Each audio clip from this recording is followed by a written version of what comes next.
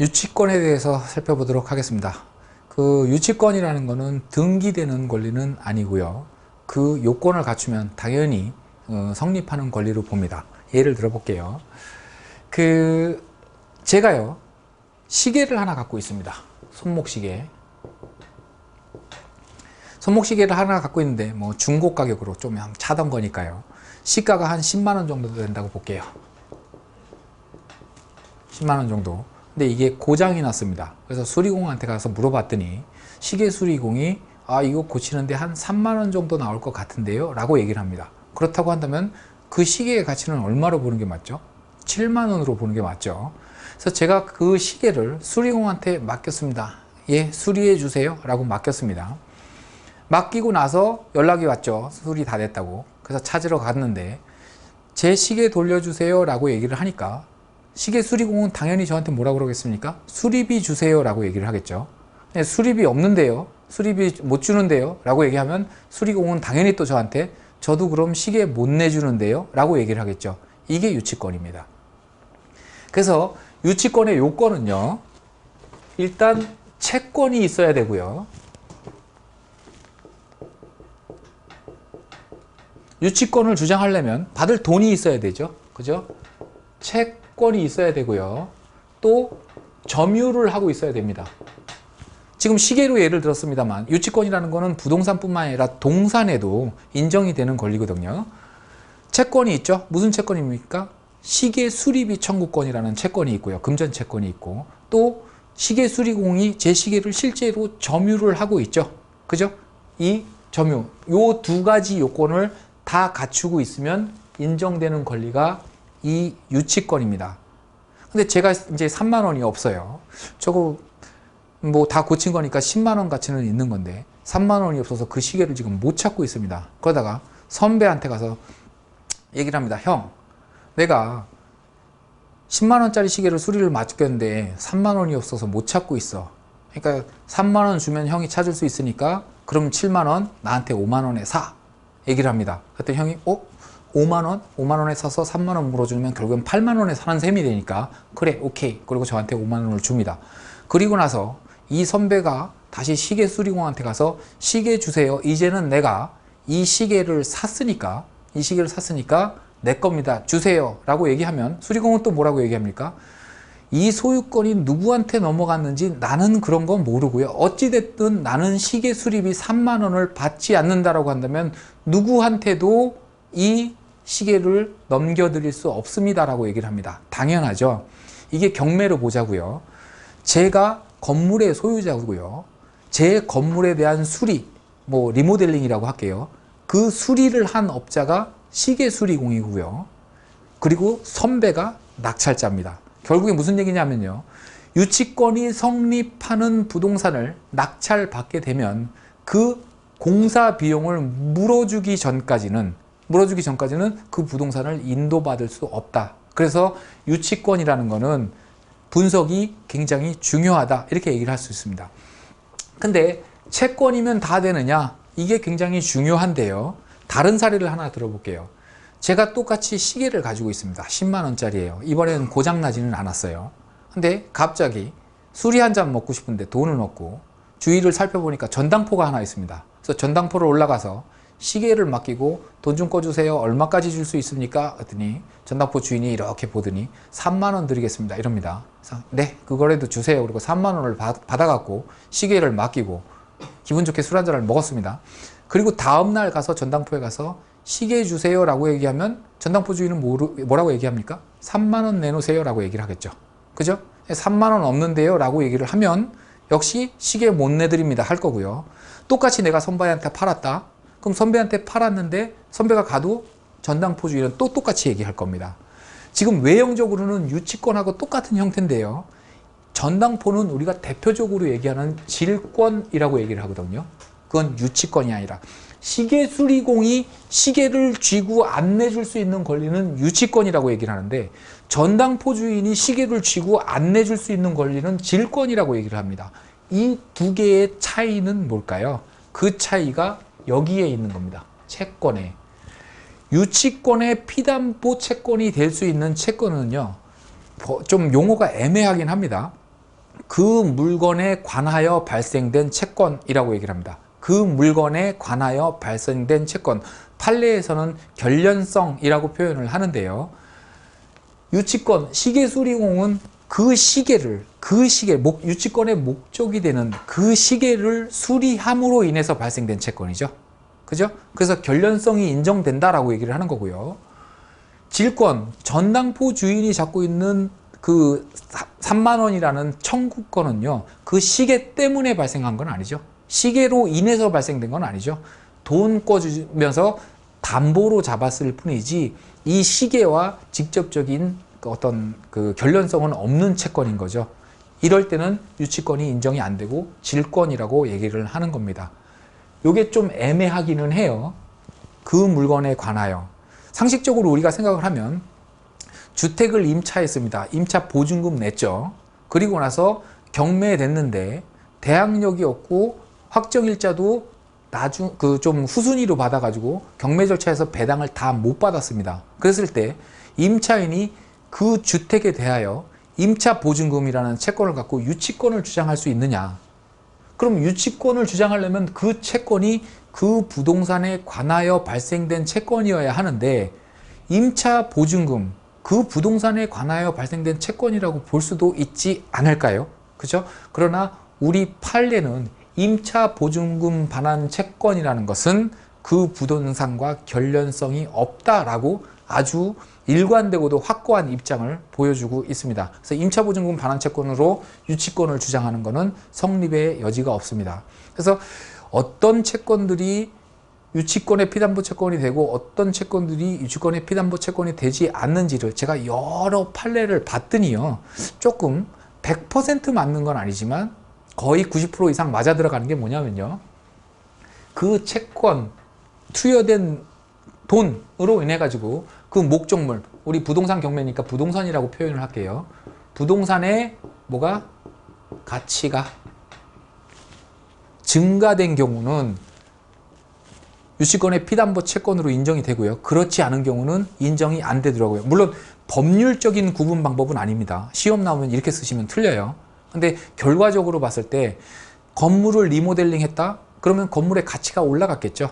그죠? 그래서 리모델링 공사 비용, 유치권의 피담보 채권이 됩니다. 신축을 했다? 당연한 얘기죠. 없던 거를 새로 지었는데. 그래서 공사대금, 신축 공사대금 역시 유치권의 피담보 채권이 될 수 있습니다. 근데 임대차 보증금, 그 주택을 빌리면서 그 지급했던 임대차 보증금, 그걸로 인해서 그 주택의 객관적인 가치가 올라갔다고 보기는 어렵죠. 그죠? 이런 공통점이 보여진다라고 저는 판단을 했는데요. 대부분의 경우는 맞습니다. 그래서 여러분들도 그렇게 생각을 하시는 게 좋을 것 같고요. 실무적으로 유치권을 주장하는 사람이 있다. 내가 어떤 부동산을 낙찰받으려고 하는데 그 사람이 유치권을 주장하고 있고 그 사람이 그 피담보 채권으로 무엇을, 어떤 대금을 청구하고 있는지는 그걸 알게 된다면 여러분들이 판례를 좀 찾아보고 애매하다 싶으면 변호사하고 좀 상담을 하고 이래서 그 채권이 유치권의 피담보 채권이 될 수 있는지 없는지를 명확히 판단을 하실 필요가 있습니다.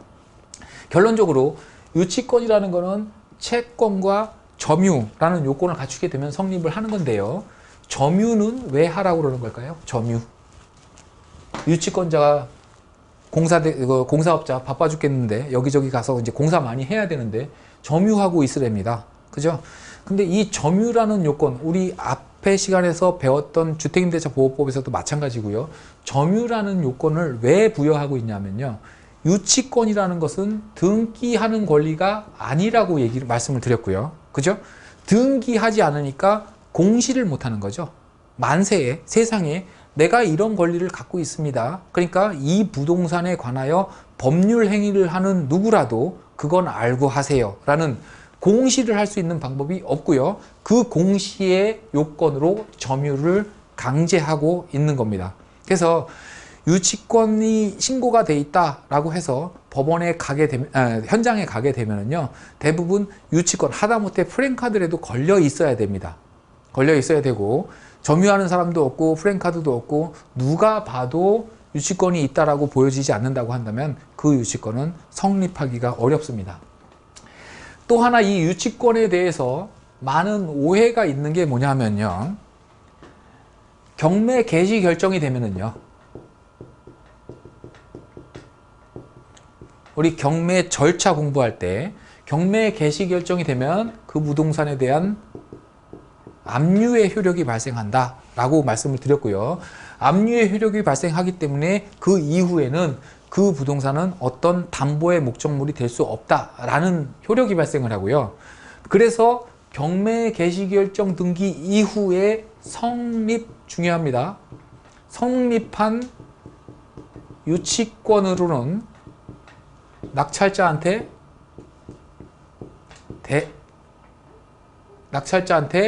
대항할 수 없습니다.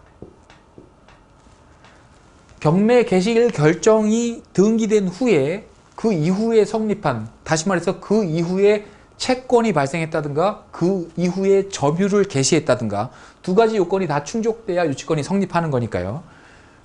결정 등기 이후에 성립한 유치권으로는 낙찰자한테 대항할 수 없다라는 것도 역시 판례의 명확한 입장이에요. 근데 이 성립과 뭐를 혼돈하시냐면요, 신고를 혼돈합니다. 유치권 신고. 법원이 경매 개시 결정을 하게 되면요, 이해관계인들한테 송달을 보내서 이 부동산에 관하여 권리를 갖고 있는 사람은 신고하라 라고 얘기를 하거든요. 그러면 유치권을 주장하는 사람이 있다라고 한다면 나는 이 부동산에 대해서 유치권이 있습니다 라고 하고 유치권을 법원에 신고를 합니다. 근데 이 신고와 성립은 완전히 다른 얘기거든요. 신고라는 거는요, 경매 개시 결정 등기 이후밖에는 안 되는 겁니다. 왜냐하면 아직 그 부동산에 대해서 경매가 개시 결정이 나지 않은 상태에서 유치권자가 법원에 가서 유치권 신고를 하면요, 이런 주소, 이런 부동산에 내가 유치권이 있습니다 라고 얘기를 하면은 거기서 법원에서는 그런데요? 라고 이렇게 얘기를 합니다. 어쩌라고요? 그죠? 왜냐하면 유치권이라는 거는 신고를 요건으로 하지 않고요, 채권과 점유로 성립하는 거고, 다만 경매되는 부동산에 의해서 권리신고를 해라 라는 겁니다. 그래서 절차상으로 봤을 때는 유치권 신고라는 것은 당연히 경매 개시 결정 등기 이후에 밖에 할 수가 없고요. 이걸로 오인해서 신고일이 2017년이네, 경매 개시는 2016년에 됐는데 그러면 경매 개시 결정 등기 이후에 성립한 거구나, 그래서 성립하지 않는다, 낙찰자한테 대항할 수 없다, 그래서 안심하고 들어가는 경우가 있는데 분명히 성립과 신고는 구별을 할 필요가 있습니다. 자, 이렇게 유치권이 되면은요, 여태까지 우리가 공부했던 거하고는 조금 개념이 달라져요. 어떻게 달라지는지 한번 보겠습니다. 자, A라는 사람이 소유권을 갖고 있고요, B 은행이라고 볼게요. 근저당을 설정을 했습니다. 그리고 나서 A가 건물이 너무 낡아가지고 리모델링 공사를 C한테 맡겼고요. 물론 C는 등기되는 건 아닙니다. 리모델링 공사를 했는데 대금을 안 지니까 유치권이 이 시점에 성립된 겁니다. 일단 채권이 발생을 했고요. 나한테 공사 대금을 안 줘? 그러면 공사 대금 줄 때까지 이 부동산은 내가 점유하고 있을 거야. 그리고 들어 앉았습니다. 그러면 유치권이 성립한 거죠. 그죠? 물론 C는 등기되는 건 아닙니다. 이거 등기 순서대로 아니고 권리 설정 순서대로 지금 적은 겁니다. 이렇게 됐어요. 근데 유치권이 인정이 된대요. 낙찰자가 물어줘야 된대요. 인수해야 된대요. 그러면 여태까지 우리가 공부했던 거하고는 다르죠, 지금 내용이. 왜 다릅니까? 이 근저당권자가 피해를 보잖아요. 권리분석의 기본 원칙은 뭐라고 그랬어요? 첫 번째, 목적대로 인정해 줘야 된다. 두 번째, 그렇게 인정해 줬을 때 손해보는 사람이 있으면 안 된다. 불축의 피해를 보는 사람이 있으면 안 된다. 자, 유치권이라는 건 자기 공사대금을 다 받기 전까지는 유치할 수 있는 권리다, 이 원칙이잖아요. 그죠?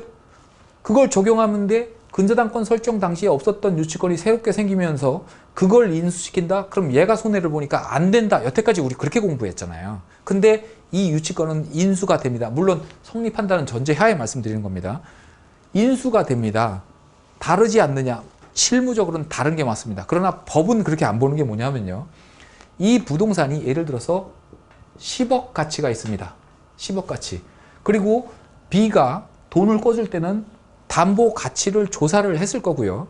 담보 가치를 보니까 10억 정도 되네. 그러면 이 부동산을 담보로 잡고 7억을 꿔준다라고 한다면 낙찰돼서 낮아도 8억에는 낙찰이 될 거고, 그죠? 그렇다고 하면 내 돈 7억 받는 데는 전혀 문제가 생기지 않을 것이다 라고 생각을 해서 7억을 꿔준 겁니다.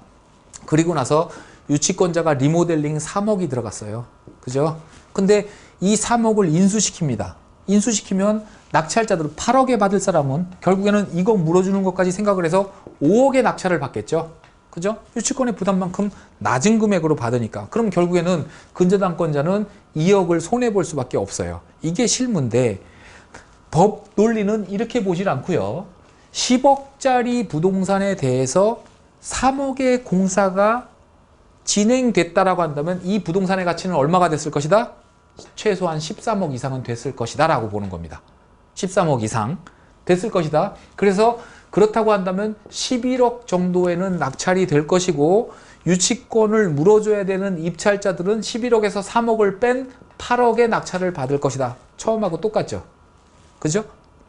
결국에는 근저당권 설정할 당시에는 이 정도 가치였는데 유치권자가 공사대금을 투여함으로 인해서 그 가치를 증가시켰다라고 한다면 그 가치 증가분에 대해서는 얘한테 먼저 인정해줘야 된다. 이 논리입니다. 그러니까 이 원칙에 위배되는 사례가 아니냐? 그렇지는 않다라는 거죠.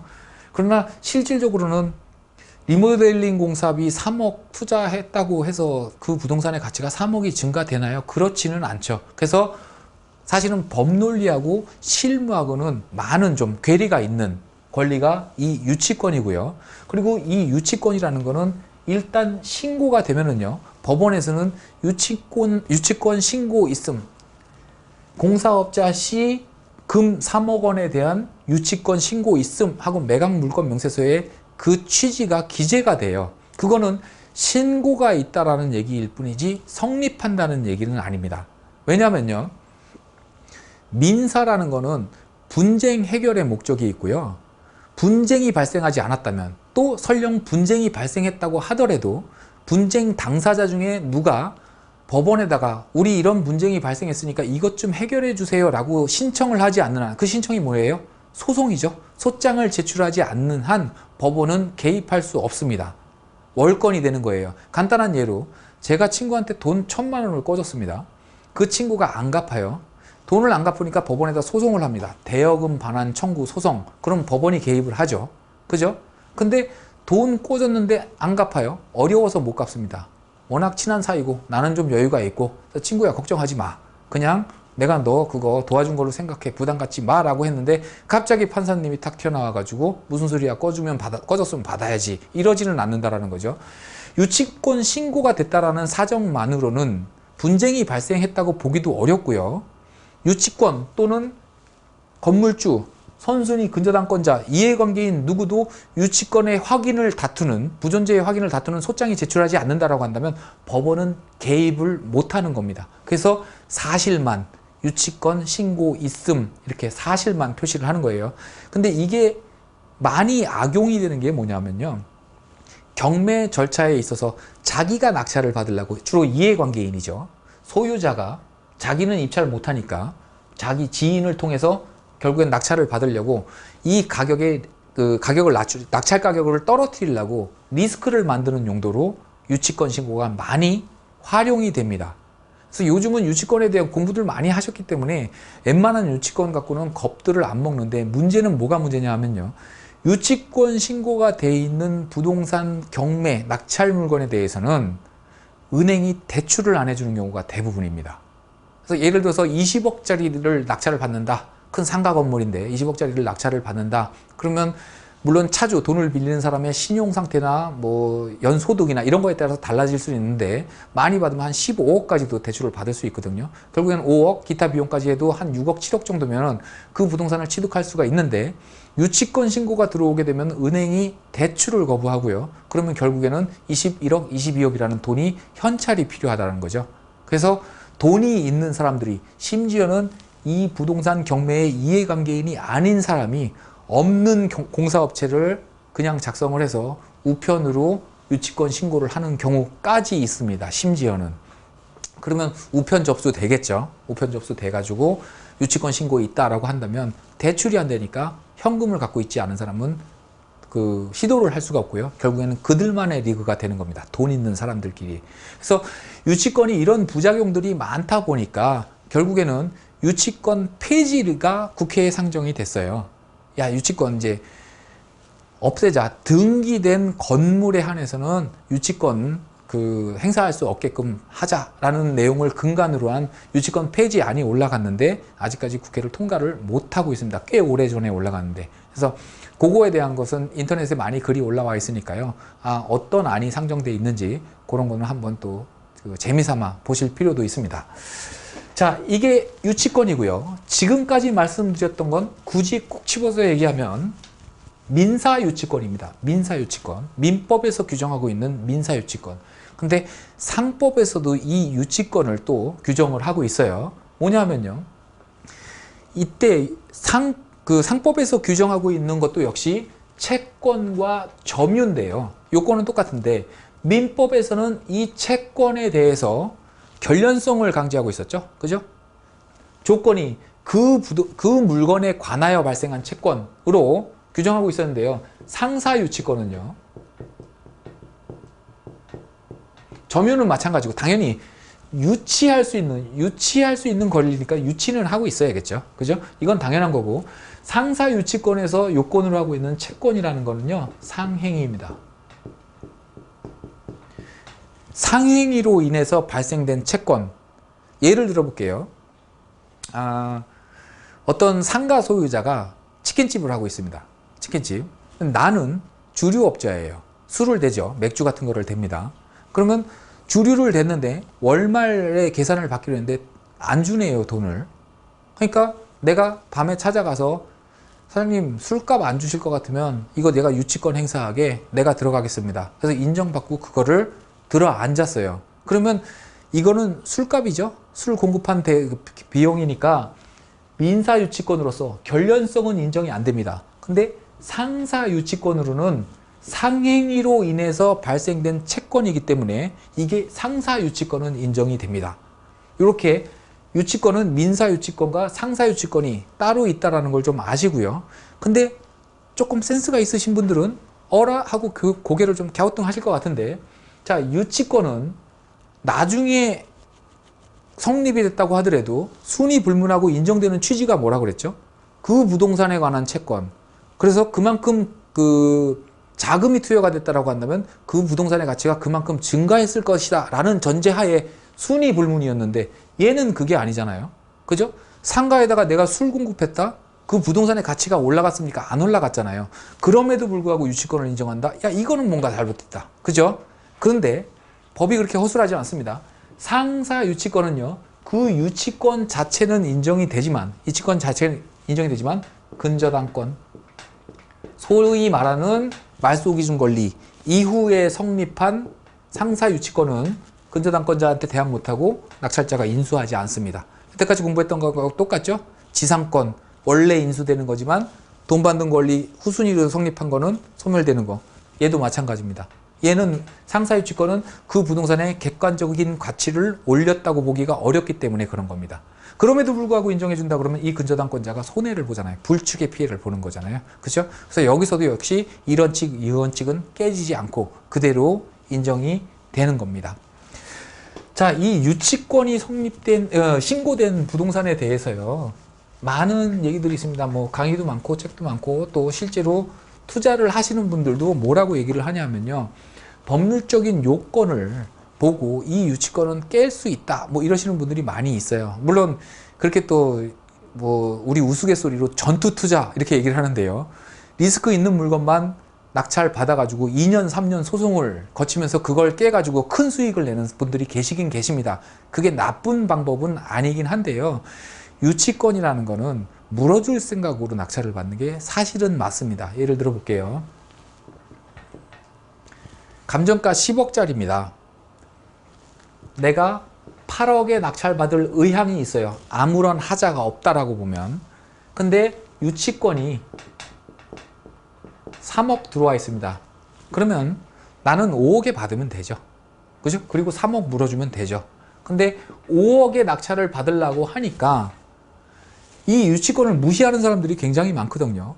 내가 5억 써봐야 다른 사람한테 뺏길 것 같습니다. 다른 사람이 더 높은 가격에 입찰 들어올 것 같아요. 그럴 경우에는 유치권자를 찾아가세요. 어디 가면 만날 수 있습니까? 점유를 요건으로 하고 있기 때문에 그 부동산에 가면은 만날 수 있습니다. 현수막이라도 걸려 있어요.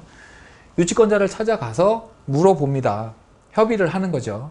유치권 3억 신고하셨는데요. 내가 낙찰받으면 얼마 드리면 나한테 점유를 넘겨주겠습니까? 유치권 행사하고 있다는 얘기는 점유하고 있다는 얘기니까요.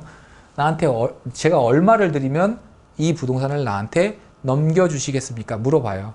우리 3억입니다. 그러면 흥정을 해야겠죠. 당연히 제 금액 다 신고하는 사람이 없습니다. 다 부풀려서 신고를 해요. 옥신각신 끝에 예를 들어서 1억 5천으로 합의를 봤다고 한다면 나는 입찰가를 얼마까지 올릴 수 있어요?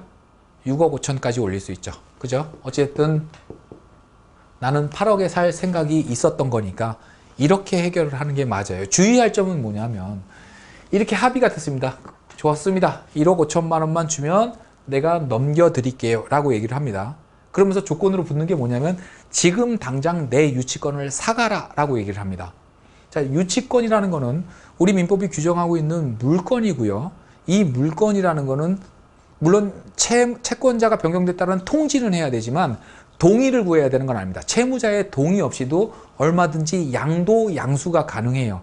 그래서 1억 5천을 주고 유치권을 양수해 가라. 아예 내가 싸게 주는 대신 나는 빠지겠다. 이제 이런 얘기를 하는 분들이 있는데요.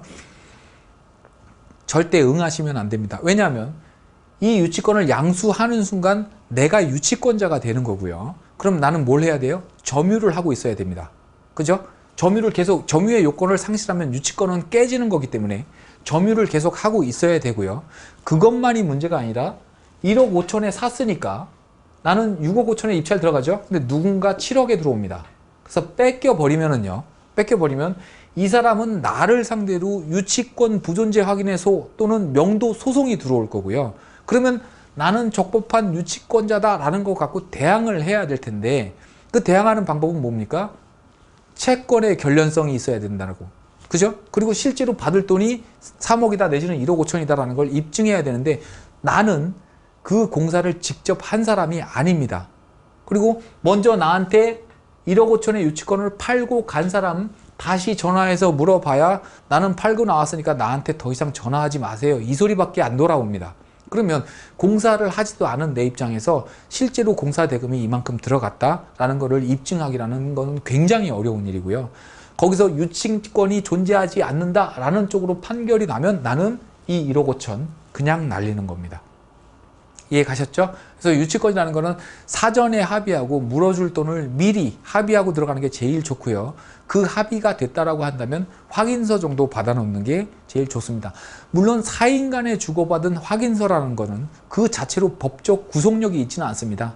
나중에 딴소리하면 소송을 해야 되지만 그 확인서가 소송 절차에서 굉장히 명확한, 확실한, 결정적인 증거가 될 수 있고요. 이길 가능성이 그만큼 커진다는 얘기고 소송의 기간도 그만큼 단축시킬 수 있다라는 겁니다. 거기까지입니다. 너무 많이 가서 유치권 자체를 양수하는 거는 그렇게 추천해드리는 방법이 아닙니다. 유치권 살펴봤습니다. 다음 시간에 법정지상권 마저 보도록 하겠습니다. 수고하셨습니다.